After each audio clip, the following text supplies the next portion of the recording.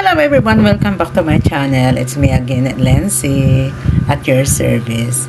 Ang pag-usapan naman natin ngayon is about anxiety. Alam niyo naman siguro ang anxiety, ano?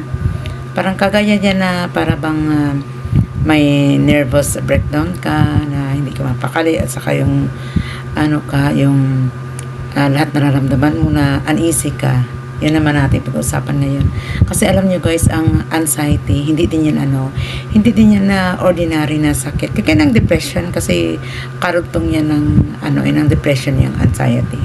Kasi naman ang anxiety, ang mararamdaman yan is feeling nervous ka, at saka yung hindi ka mapakali, yung takot ka, na yung bang namamawis ka ng malamig, at saka yung parang ang fear mo, tapos yung sineseparate mo yung sarili mo sa mga tao. Kasi syempre naman yung kumbaga yung mind mo, kasi naiba-iba na yung mga iniisip mo. Syempre parang kagaya din na nervous. For example, yung ibang mga tao na nabubuli sa social media natin, diba, yung iba na hindi sanay, na nasisira sila sa mga ibang tao, mas lalo na sa social media, kasi diba maraming mga tao, millions ang mga tao na maka-views ng mga kung anong pinagsasabi sa kanila, kung anong pinagsisira sa kanila.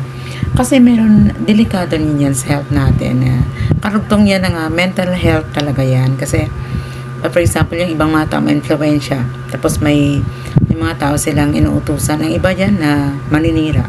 Yung mga, tawag ng mga fake account na ginagamit, mga ganun ba, para lang masisira sila. Iyan ang iba, grabe ang epekto yan sa nila, sa mental health nila, at saka sa sarili nila. Kasi syempre, di ba, nasisira na sila. Ang dami nga akong alam na ang iba dyan, sa sobrang anxiety, napunta rin sa worst. Kagaya lang ng topic ko dati about depression. Kasi isa lang naman yan sila. Yung yung treatment baga, actually, siguro hindi naman masyado natin na treatment yan. Kumbaga parang pampakalma, kasi ang ganyan naman, kasi need siguro yan kung worst na talaga is yung psychiatrist, tapos may mga gamot sila na pampakalma na ipapainom. Yan pala yung kung may mga friend kayo na nag-undergo ng depression as anxiety, yung dapat lang natin pala silang intindihin para kumalma sila. Hindi na natin sila yung sasabihin natin kung ano pa yan na gusto natin mawala yan sa kanila. Hindi pala.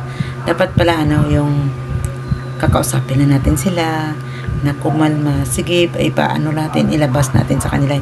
Pakwento lang natin. At saka yung andyan lang tayo to understand. Tapos, kumbaga yung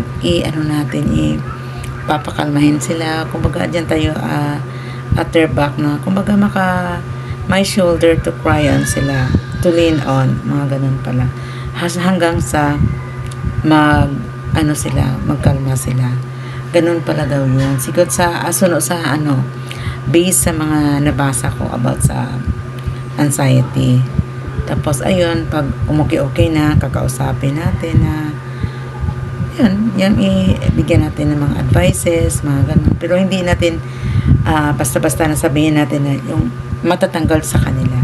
Hindi. Yun pala yun. Kasi the best talaga na yung may tao na kumintindi sa kanila at that time na nag-undergo sila ng depression at anxiety. Kasi iba dyan yung temperamental, yung mabilis magalit, tapos kunting bagay lang, kumaga parang worst na sa kanila na ayun, iba nagkukulong sa kwarto, mga ganon. Yun nga, di ba, yung iba na dati may estudyante niya na yung high expectation ng parents at siya mismo. Kasi syempre di ikaw ba naman mataas ang grado mo na maintain mo. Tapos by the time na kumbaga parang board yan, board exam siya na. Siya pang pinaka top 1, siya pang hindi nakapasa. Yung iba na parang wala lang, chill-chillan na, kumbaga hindi nga kilala sa school nakatop 1 pa, at kumbaga mataas ang score na nakuha nila. Ikaw, di ba, yung expectation mo kahit sa self mo, ang family mo, siyempre high expectation sila sa iyo. Pero by the time pala, pag ganun, kasi kumbaga palak-lak din yan. Kumbaga kung bigay sa iyo ni Lord, ibibigay talaga sa iyo kung para sa iyo.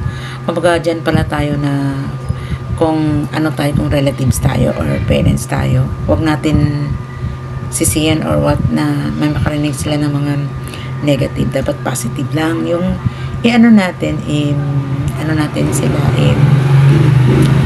tawag neto, i-comfort. Oo, i-comfort natin sila na gano'n. Tapos, syempre naman, hindi naman yan sabihin natin na that's the end of the world.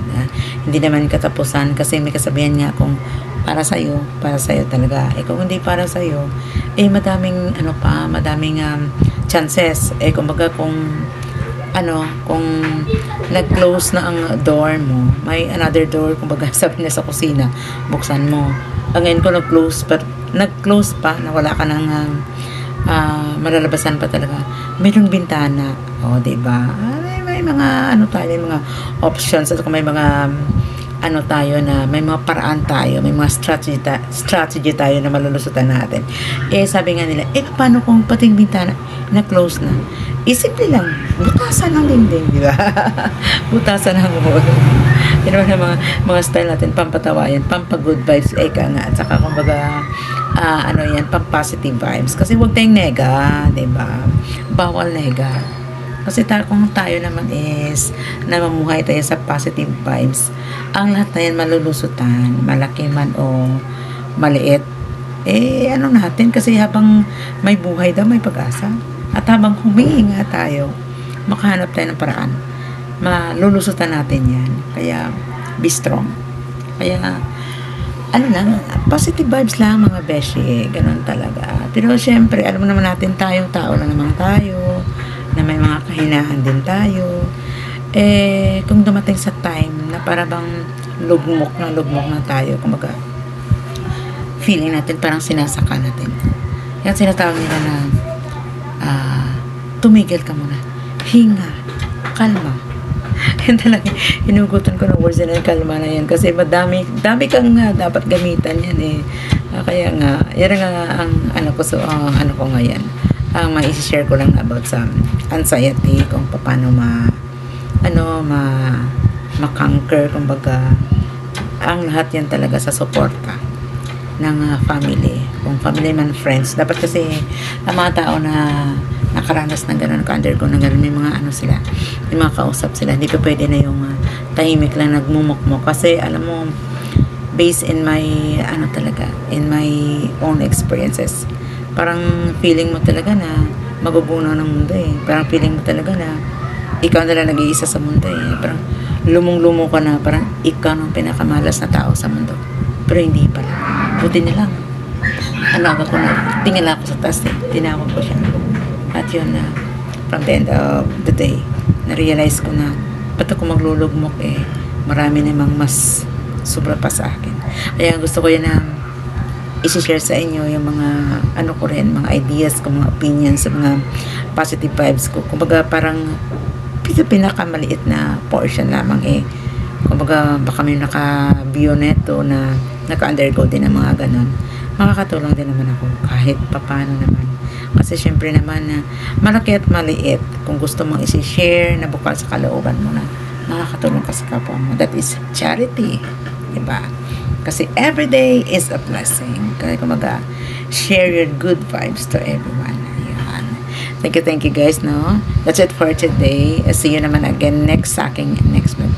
Okay, it's me again, Lency. Bye-bye for now.